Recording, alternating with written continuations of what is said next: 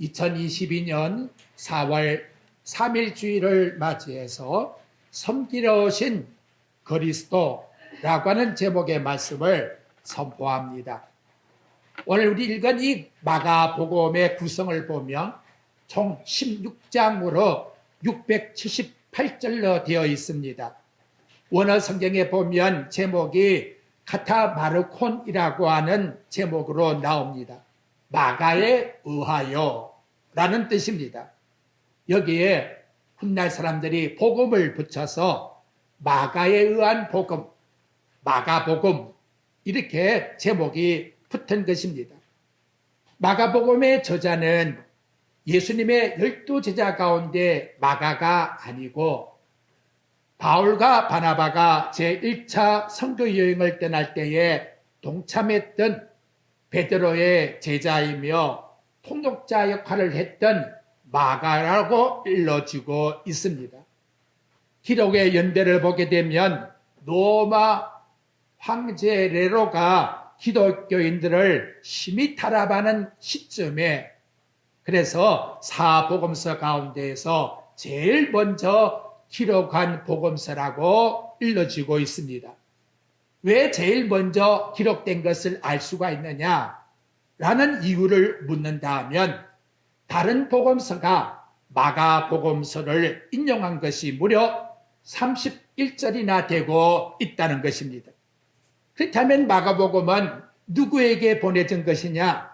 당시에 세계를 정복하고 지배하고 있었던 로마인을 대상으로 해서 베드로의 제자 마가가 이 말씀을 기록해서 주면서 이 땅에 인간을 구원하실 분은 로마의 황제가 아니라 이 땅에 종으로 섬기러 오신 예수 그리스도가 곧 우리의 인간의 구주가 되신다는 것을 알려주기 위해서라는 거지요. 하나님의 아들 그리스도께서 이 땅에 섬기려 오신 것은 당시 로마에 잡혀왔던 무능한 노예와는 비교할 수가 없는 분이라는 거예요. 그 사실을 마가복음서에 나타나고 있는 예수 그리스도의 능력의 사건을 통해서 그리스도가 곧 전능하신 하나님이 된다고 하는 사실을 차근차근 설명을 해주고 있다는 겁니다.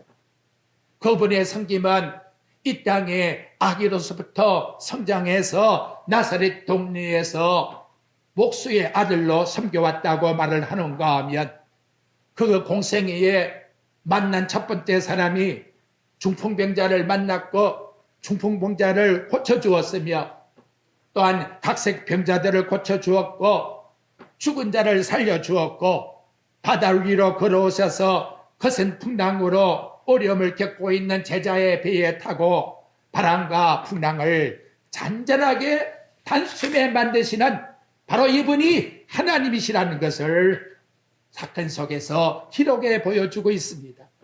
아울러 그분의 죽으심은 곧 이 땅의 하나님 아버지의 앞에서의 순종이요 그리고 우리 인간을 구원코자 하시는 사역으로 다 이루었다. 마지막에는 무덤의 마지막 자리까지 비하하셨다라고 마가복음은 기록을 해주고 있다는 것이지요.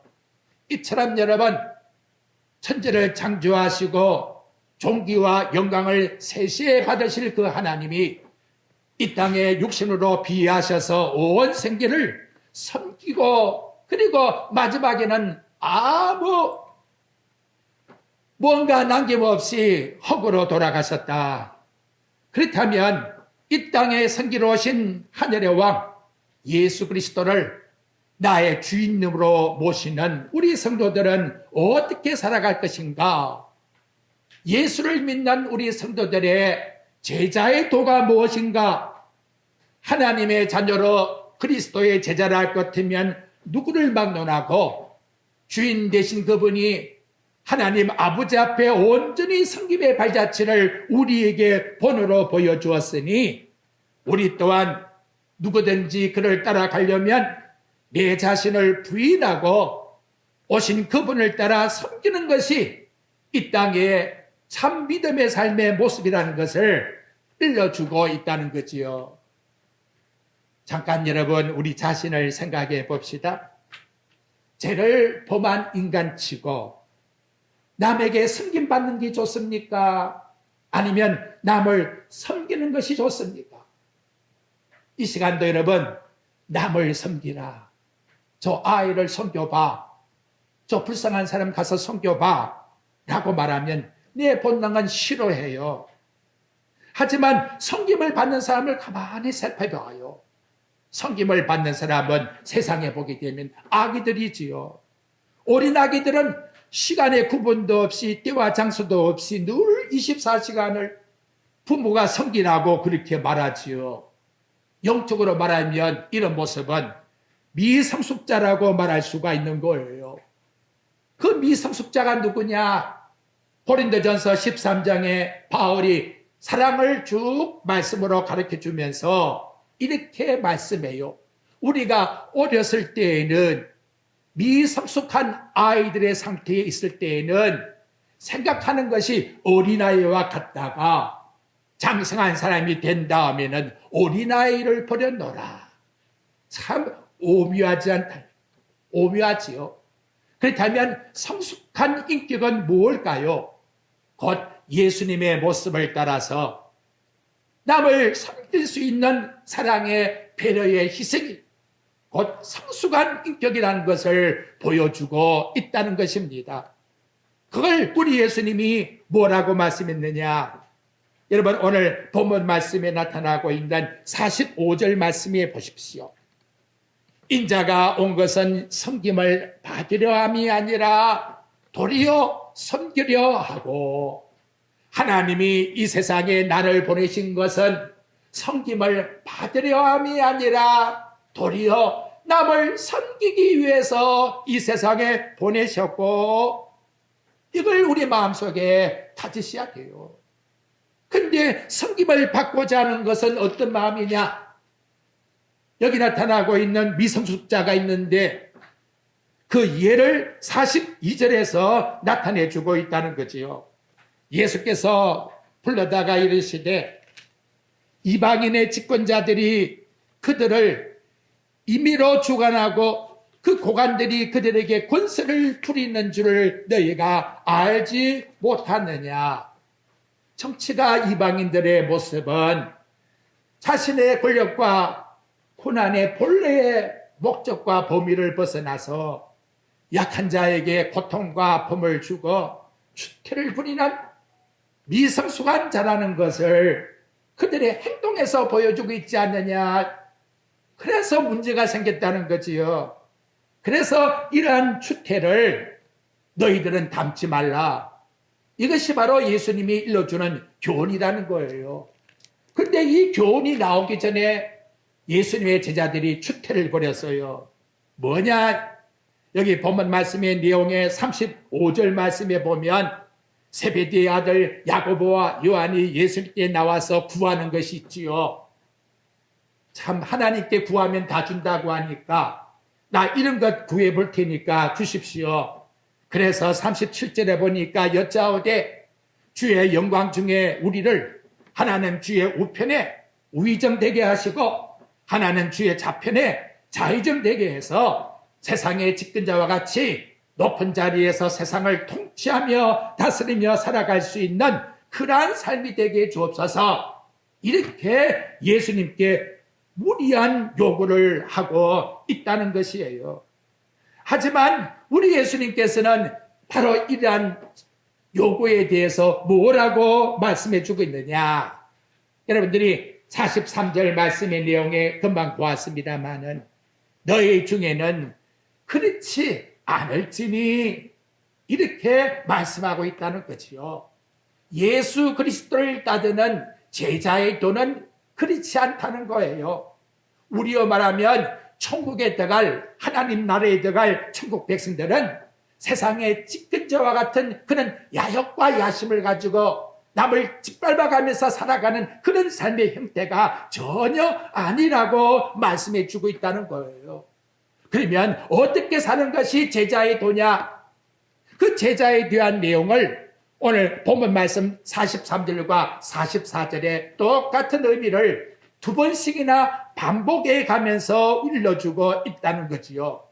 너희 중에는 그렇지 아니하니 너희 중에 누구든지 크고자 하는 자는 너희를 섬기는 자가 되고 너희 중에 누구든지 어뜸이 되고자 하는 자는 모든 사람들의 종이 될지니라.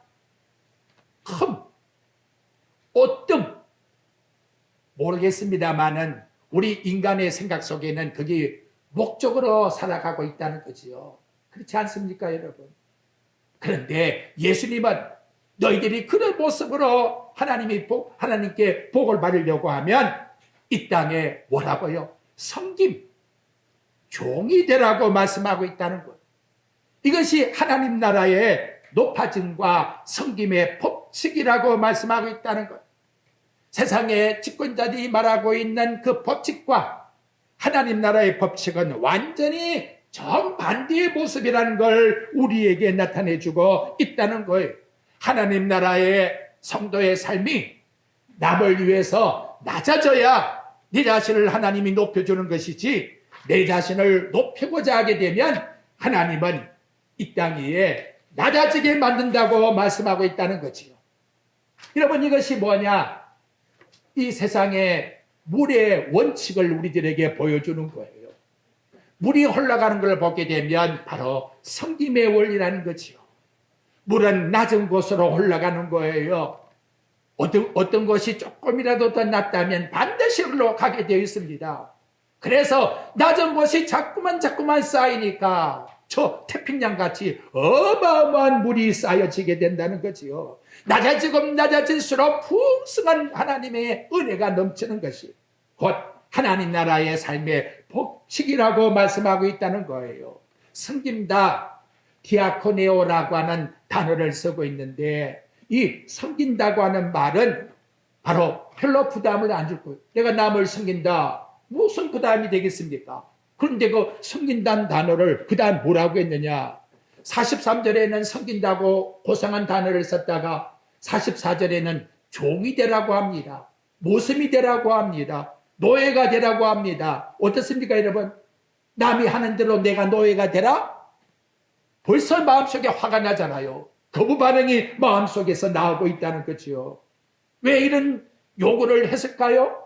야고보와 요한이 3년 동안 예수님을 따라다니고 있지만은 마음에는 다른 공심이 있었다는 거지요. 다른 목적이 있었다는 거예요. 야고보와 요한만 그런 거냐? 여기 41절 말씀해 보니까 10 제자가 똑같이 다 화를 내고 보니까 12명의 제자가 동일하게 예수님은 따라가고 있지만은 마음속에는 다른 야심을 품고 있었기 때문에 결국 예수님이 십자가상에서 돌아가시니까 다 부인하고 도망가고 말았다는 것이지요. 근데 여러분, 더 큰 충격은 뭐냐? 그래, 종은 좋아요. 근데 무슨 종이냐? 44절 하반절에 보십시오. 모든 사람의 종이 되라고 말씀하고 있다는 거지요. 모든이라고 하는 파스는 각각 모든 세상에 보이는 사람들에게 너는 종으로 살 수가 있느냐? 아이고, 기독교 힘들어서 못 믿겠네. 당장 그런 말 나올 거예요. 바로 이것이 누구냐? 하나님으로 이 땅에 오신 하나님의 아들의 모습이라는 걸 우리에게 가르쳐주고 있다는 거예요. 그러면 당신은 모든 사람의 종으로 어떤 모습을 보여주고자 하느냐? 놀랍습니다, 여러분. 45절 하반절 말씀해 보십시오. 거기 내용에 보니까 자기 목숨을 많은 사람의 대속물, 티트론이라고 하는 헬라어를 쓰는데 속전이, 많은 사람들에게 속전을 주기 위해서 내가 이 땅에 왔단다. 속전, 돈을 주고 갇혀 있는 사람을 샀다는 거예요. 해방시켰다는 거예요. 그때 사용하는 돈을 속전이라고 말씀하고 있습니다. 대속물이 왜 나왔느냐? 그 원리는 출애굽기 30장 11절부터 16절 말씀 속에서 나오고 있습니다. 여호와 하나님이 모세에게 일러 말씀하시기를 내가 이스라엘 자손의 수요를 조사할 때에 자기 생명의 속전을 여호와 앞에 드리라. 모든 계수하는 사람들은 반세겔씩 할 것이니 너의 생명을 대속물로 하기 위함이다. 여기는 부자라고 해서 더 많이도 내지 말고, 가난한 사람이라고 해서 깎아가지고 더 적게도 내지 말고, 모든 사람이 다 공평하게 하나님 앞에 반세겔씩 드려라. 이유는 뭐냐? 너희가 애굽 땅 종되었던 집에서 구출함을 받아 하나님 앞에서 자유함을 얻은 자가 되었기 때문이다. 이 하나님의 명령적인 약속의 말씀이 이제 성취를 해야 되는데, 완전한 속전을 성취한 자가 누구냐? 바로 금방 지금 말씀하고 있는 예수 그리스도께서 내가 구약시대 때 이스라엘 백성들에게 속전을 드리라고 했는데, 그것을 완성하여 완전히 성취하기 위해서 이 땅에 온 자란다. 그래서 나는 내 목숨을 하나님 아버지 앞에 대성물로 드림으로 말미암아 모든 자들이 다 죄 가운데서 나를 통해서 해방받게 하기 위하여 이 땅에 온 목적을 가지고 내가 살고 있단다 라고 이와 같이 일러주고 있다는 거죠. 근데 여러분, 이제 조금 더 성경이 오묘해지고 어려워지는데요, 이 속전이라고 하는 대속물을 하나님이 언제부터 하나님께서 예비했을까요? 2000년 전에 이 땅에 오신 하나님의 아들이 돌아가신 그 속전의 대속물, 그것을 성경 말씀을 베드로가 일러줘 우리에게 가르쳐주는 것을 보면 창세전에 하나님이 이미 대속물 어린 양을 준비해 두었다라고 말씀하고 있다는 거예요. 베드로전서 1장 18절과 20절의 말씀에 보게 되면 너희가 알거니와 너희 조상이 물려준 헛된 행실에서 대속함을 받은 것은 은과 금같이 없어질 것으로 된 것이 아니요 오직 허먹고 점없는 어린 양 같은 그리스도의 보배로운 피로 된 것이라. 그리고 말씀한 것이 뭐냐? 그는 어린 양의 그 보배로운 피가 창세 전부터 미리 알리신 바 된 자니 말세에 너희를 위해서 나타나신 바 되었느니라. 그 여러분, 창세 전이랄 것 같으면 인간이 범죄하기 전에 하나님은 인간이 죄를 지었을 때에 어린 양이신 예수 그리스도 당신의 아들의 죽으심의 보혈을 통해서 이 땅에 인간의 죄를 용서해 줄 것을 이미 하나님의 삼일치의 계획 속에서 준비하고 계셨다는 것을 우리에게 나타내 주고 있다는 거지요. 그래서 첫 번째 나타난 대속물의 사건이 뭐냐? 원시복음이라고 하는 창세기 3장 21절 말씀에 보면 여호와 하나님이 아담과 하와에게 가죽옷을 지어 입히시니라. 피 흘리는 옷을, 어린 양의 피 흘리는 옷을 옷으로 만들어서 아담에게 하와에게 입혀주었다고. 창세전에 예비한 그 어린 양, 그 고귀하신 아들이 죽을 것을 이미 약속으로 아담과 하와에게 주었다라고.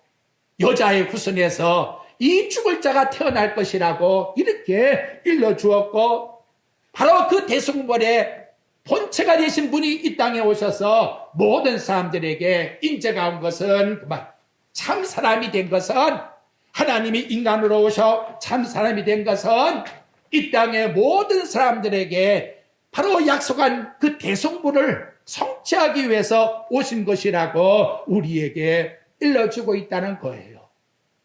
만약 이 문제가 해결되지 않는다면 우리 마음에는 어떤 마음을 가지게 되느냐? 그걸 히브리서 2장 14절과 15절에서 일깨워 줍니다.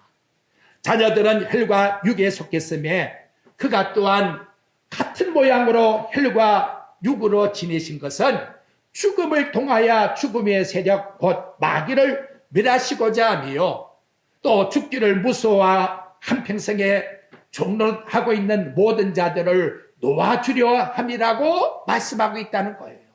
여러분, 예수 그리스도가 십자가의 죽으심으로 말미암아 나를 사망에서 해방시켰다는 이 사실을 믿지 못하게 되면 누구를 막론하고 한평생에 종로를 해요. 사탄에게 끌려서 이제 나는 죽음 속에 살다 죽음으로 죽는구나. 얼마나 두려움과 공포 속에 빠져 있겠습니까? 이 자리에서 완전히 해방시켜 주기 위해서, 참된 자유함을 주기 위해서, 그리고 하나님께서 끝까지 아브라함의 자손들을 붙들어 주려고 하는 안전한 보장을 하나님께서 주시기 위해서 당신의 아들을 이 땅에 대성물로 삼으시는 그 자리까지 완전히 섬김의 삶으로 살았다는 걸 우리에게 나타내 주고 있다는 것이지요. 바로 이러한 사실을 믿는 자는 어떻게 살아가느냐. 그래서 바울은 로마서 1장 1절에서 이것을 응답합니다. 예수 그리스도의 종 바울은, 우리는 누굴까요? 예수 그리스도의 종, 이 혁어는 우리 각자의 이름을 여기다 놓아야 돼요. 그리고 어떻게 사는 걸까요? 갈라디아서 2장 20절에 보면 내가 그리스도와 함께 십자가에 못 박혔나니 그런즉 내가 사는 것이 아니요 오직 내 안에 그리스도께서 사신 것이라. 이제 내가 육체 가운데 살아가고 있는 것은 나를 사랑하사 나를 위하여 자기의 자신을 버리신 하나님 아들을 믿는 믿음 속에서 사는 것이라고 우리에게 나타내주고 있다는 거예요. 죄를 범한 인간이 내 자신의 행위를 가지고 세상에서 하나님의 법을 성취해 보겠다. 이거 얼마나 어리석습니까? 그걸 자꾸만 인간의 머릿속에서 이성적으로 구상해내기 때문에 지난 시간도 골로새서에서 보았지만 율법주의가 나오고 신비주의가 나오고 온갖 이단 이성들이 보글보글 나오는 거예요. 예수님 외에 이런 방법으로 가지고 천사를 숭배해야 우리는 구원을 받는다고. 그런데 정곡을 사도 바울이 찔러버려요. 갈라디아서 2장 21절 말씀 내용에 보게 되면 어렵다는 것이 인간의 행위를 가지고 나온다면 그 말씀 속에 그리스도께서 헛되이 죽으셨느니라. 그리스도의 죽음은 나타내지 않고 인간의 행위를 가지고 나타낸다는 것 같으면 하나님의 아들의 죽으심이 얼마나 헛되게 되느냐. 이런 죄를 범하는 것을 알지도 못하면서 자꾸 인간의 의를 나타내려고 하느냐. 이렇게 사도 바울의 갈라디아 교인들에게 그리스도의 섬김이라는 것이 얼마나 귀중한가를 나타내주고 있다는 거지요. 자, 오늘 드린 말씀 다 드렸어요. 이제 오늘 이 말씀을 간추려서 문장으로 요약을 합니다. 첫째로 예수님이 이 땅에 섬기려고 오셨다. 비하의 출발은 뭐지요? 하늘의 보좌를 내어놓으시고 이 땅에 뭐로? 인간의 몸으로 오신 것. 그래서 그 이름이 뭐예요? 예수라고 말씀하고 있다는 거지요.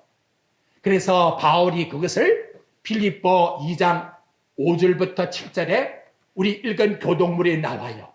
너희 안에 이 마음을 품어라. 섬김의 그 그리스도의 마음. 곧 그리스도 예수의 마음이니 그는 근본 하나님의 본체시나 하나님과 동등됨을 제할거로 여기지 않고 오히려 당신이 자기를 비워서 종의 형체를 가지사 인간으로 오셨고 사람의 모양으로 자기를 낮추시고 그리고 아버지 앞에서 십자가에 죽기까지 복종한 이 모습을 너희들도 담아라. 그래서 이 인간의 비하, 그래서 성육신이라는 단어, 인카네이션이라고 하는 단어를 쓰고 있어요. 말씀이신 그리스도 하나님께서 우리와 똑같은 육체로 인간으로 이 땅에 비하, 낮아져 이 땅에 마구간에 탄생하셨다는 거죠. 이거 있을 수 있나 이 말이에요. 창세전에 아버지 하나님과 영원하신 그 하나님께서 이 땅에 여러분 왕의 보좌에 앉아있는 자가 옛날 잊으실 때 왕들 보십시오. 얼마나 잔인해요. 자기 아버지를 죽이려고 하고 형제를 죽여서 왕의 자리를 강탈하고 있는 것이 인간의 왕들의 모습인데 하늘나라의 왕은 모든 것 다 비워버리고 이 땅에 우리 같은 죄인들을 섬기기 위해서 종의 자세로 낮아졌다고. 그래서 예수의 그리스도의 마음이 아니라 그리스도 예수의 마음이라는 거예요. 예수라는 인간이 하나님 대신 그리스도가 되어서 섬기는 그런 모습이 아니라는 거예요. 하나님 그리스도가 이 땅에 예수로서 우리에게 와서 섬겼다는 거예요. 그래서 이건 말도 조심해야 돼요. 그리스도 예수를 닮는 것이지 예수 그리스도를 닮는 게 아니에요. 그건 저 잘못된 말이에요. 하나님이 인간된 걸 우리가 닮으라고 우리들에게 원리를 가르쳐주고 있다는 걸 꼭 기억하셔야 해요. 목사님 그렇게 살면 세상에 살아남을 사람이 누가 있겠습니까? 그렇지 않아요? 그렇게 생각이 든다는 거지요. 그런데 여러분 이렇게 기업을 해서 성공한 미국에 큰 백화점이 있습니다. 미국의 시어즈라고 하는 백화점이 100년이 넘었는데 경년 위기에 빠졌을 때에 이들에게 소비자들에게 경년지는 놀라운 걸 제시했다는 거예요. 손님이 마음에 들지 않는다 하면 물건을 갖다 쓰다가 얼마 긴 내에는 무조건 바꿔주겠습니다. 거기에 대한 이유도 묻지 않겠습니다. 싫다고 하면 대신 돈으로 드리겠습니다. 옆에 있는 기업들이 볼 때에 저거 얼마 안 가서 이제는 완전히 쫄딱 망했다. 그런데도 불구하고 아직까지 100년에 넘는 기업이 왕성하게 움직이고 있다는 거지요. 여러분 이해가 안 돼요. 마태복음 5장에 있는 40절 말씀에 보게 되면 누가 와서 겉옷을 달라면 뭐 주라? 속옷을 주고 누가 오리를 동행하자면 맨니 심리를 동행해라.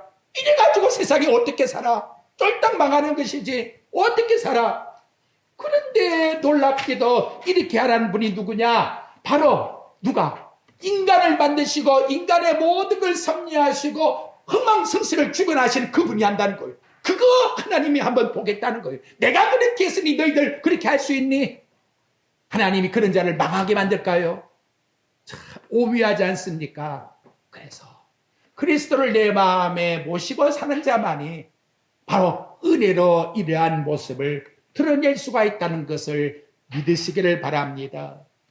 예수님의 공생의 대상자를 볼까요?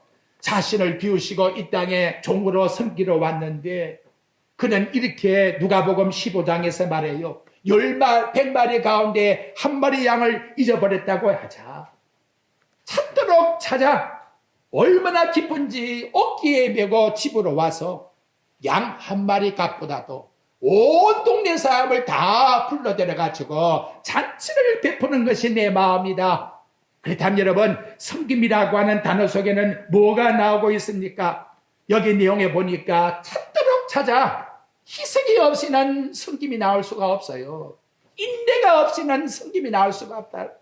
주님 앞에서 이것도 하나님 나에게 시켰기 때문에 정말 그렇잖아요. 한마디의 말 때문에 그냥 내가 몸이 치가 떨리고 벌벌 떨리는 이런 파국에 살아가는 인간의 모습인데 어떻게 네가 그걸 하라고? 근데 죽기까지 했으니 너 죽을 수 있느냐? 이것이 예수님의 섬김의 모습이다. 그리고 한 마리 양보다도 돈이 10배, 100배 더 드는 잔치를 베풀어가지고 모든 사람들에게 주면서 그것도 억지로 한 것이 아니라 즐거움과 기쁨 속에서 이런 잔치를 베푸는 것이니 이것이 바로 하나님의 아들이 이 땅에 행하시는 대속물로 주려오신 마음이다. 이렇게 일러주고 있다는 거예요. 예수님의 공생애의 첫 번째 만난 사람이 누굽니까? 마태복음 8장 3절에 보면 예수님께서 산상수훈을 마치시고 내려오시는데 보니까 한 운동빈자가 나오더라는 거지요. 본문 말씀의 내용에 보면 예수께서 손을 내밀어 그에게 대셨니? 손을 내밀어 대셨다고 하는데 원어 말씀에 보면 하프토마이라고 한다는 어루만져 주었다는 거지요. 문둥이를 어루만져 줄 수 있는 자신이 있어요. 여러분 문둥이를 터치하게 되면 누가 죄인이 되는 거예요? 내가 죄인이 되는 거예요. 그럼 둘 다 죄인이 되는 거예요. 그죠? 만진 사람이나 또 만짐을 받는 사람이나. 그런데 뭐예요? 만진 그분이 넉넉히 그것을 완전히 해결할 수 있느니라. 그래서 둘 다 온전함을 얻었다는 거지. 이것이 바로 복음이요. 섬김에 대한 하나님의 능력이라고 우리에게 일깨워주고 있다는 거예요. 이 시간도 누가 우리의 섬김일까요? 누가 내 대상이 될까? 그래도 내가 1억이 있으면 2억 가진 사람이지. 내가 대학교 나왔으면 대학원 사는 사람이 내 이웃이지. 그래서 예수님이 누가복음 10장 31절부터 37절에 섬김이 진정 이웃이 누구냐를 일깨워주고 있다는 거예요. 어떤 사람이 예루살렘에서 예리고로 내려가다가 강도를 만났다. 강도들이 그 옷을 다 벗기고 때려 거의 죽을 것 같이 되었다. 마침 한 제사장 목사가 지나갔다. 본체만 채하고 지나가 버렸다. 다음에 네 사람이 지나갔다. 하나님을 섬기고 있는 그리스도인 한 사람이 지나가다가 또 본체 하고 또 지나가 버렸다. 셋째 누가 지나갔느냐? 유대인들이 그렇게 짐승같이 여기는 사마리아 사람이 지나가다가 그걸 보고 불쌍히 여겨. 그래서 나귀에서 내려서 기름과 포도주로 상처를 싸매주고 그리고 주막으로 데려가서 넉넉하게 돈을 주고 떠났단다. 너희들 한번 생각해봐라. 이 세상 가운데 누가 강도의 이웃이냐? 여러분 누가 이웃입니까? 대답이 얼마나 간단해요. 자비를 베푼 자니이다. 예수님 하신 말씀이 뭐라고 했느냐? 너희도 가서 이와 같이 해라. 여기까지 안 돼. 듣는 거는 잘 이해하겠는데 깨닫겠는데 생각도 하겠는데 행동이 안 나와. 이것이 얼마나 큰 오늘날 21세기의 문제입니까 여러분? 야고보 사도가 야고보 2장 14절과 17절에서 지적한 거예요. 네 형제가 만일 헐벗고 일용할 양식이 없는데 너희 중에 누구든지 그에게 이르되 야 평안히 가라 덥게 하라 배불리게 하라 그 몸에 쓸 것을 주지 않는다 하면 무슨 유익이 있겠느냐. 이와 같이 행함이 없는 믿음은 그 자체가 죽은 것이니라. 마귀도 그렇게 한다. 지금 야고보 사도의 지적이라는 거지요. 그렇다면 여러분 올 이 시대에 정말 이 삶의 원리는 뭐냐?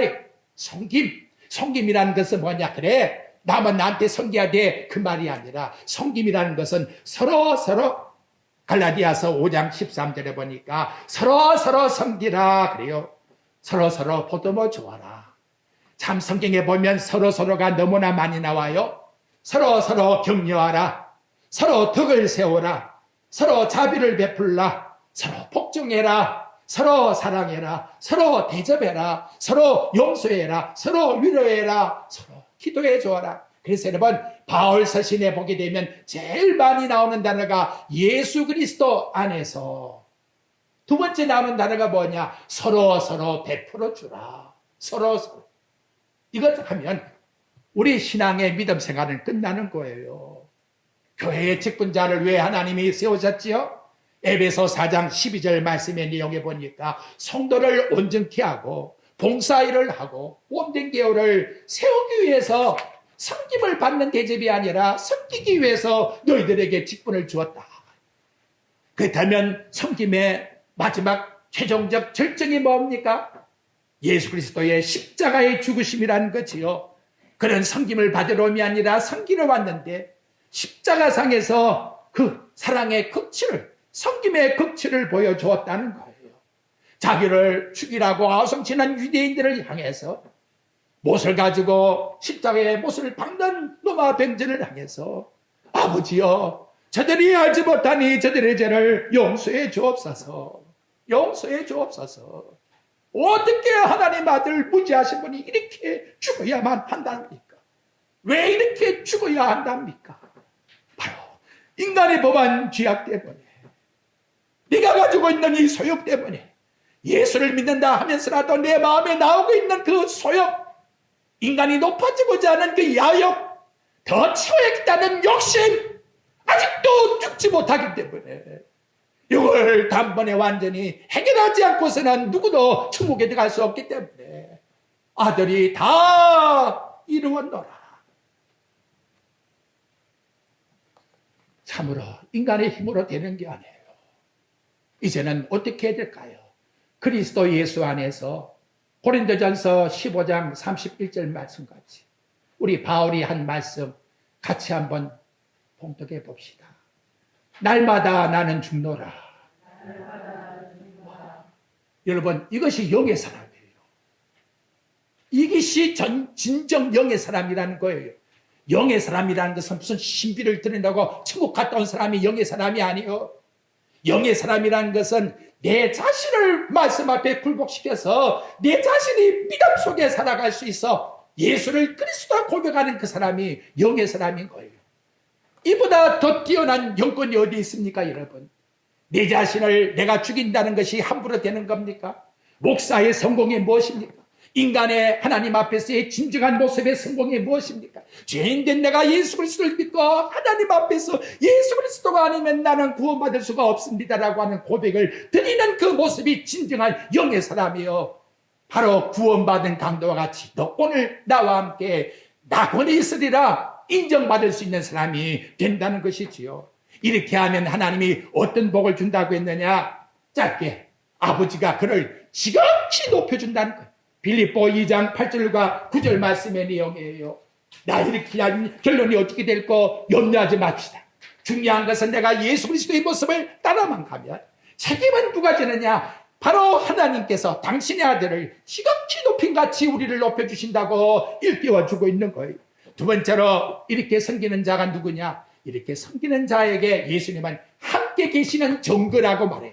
요한복음 12장 26절, 사람이 나를 섬기려면 나를 따르라. 나 있는 곳에 나를 섬기는 자도 거기에 있으리라. 여기 사람이 나를 따르면 그렇지요.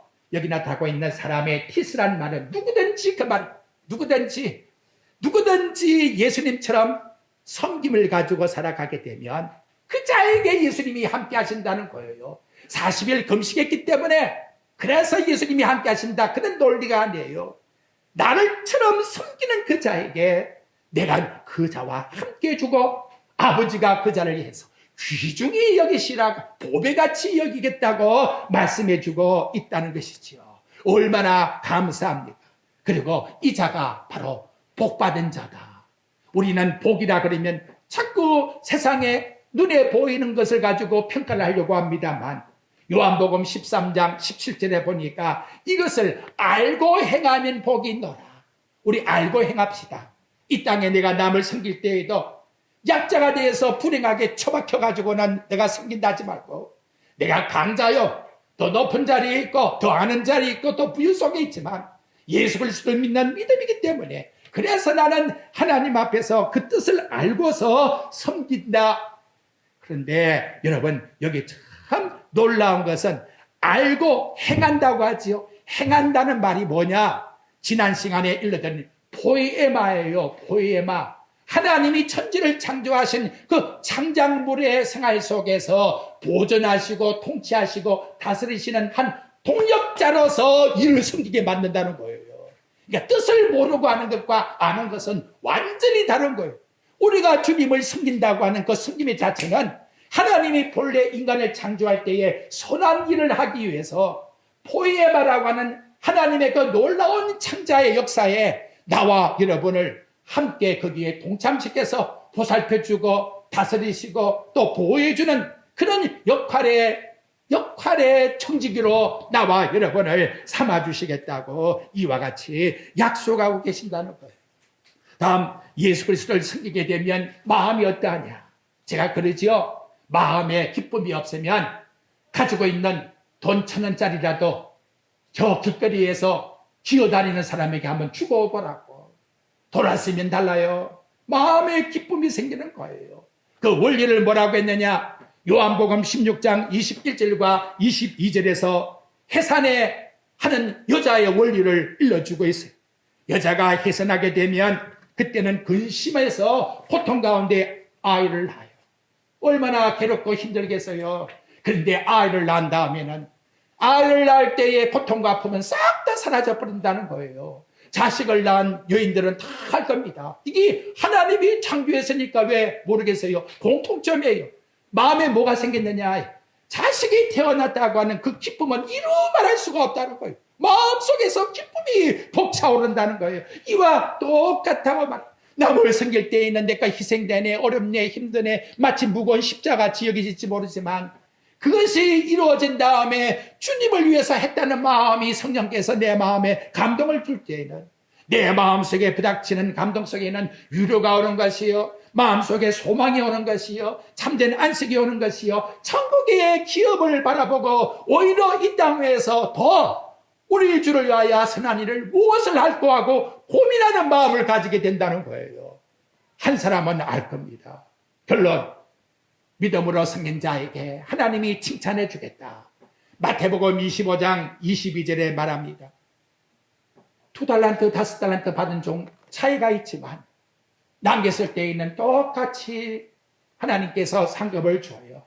잘하였도다 착하고 충성된 종아.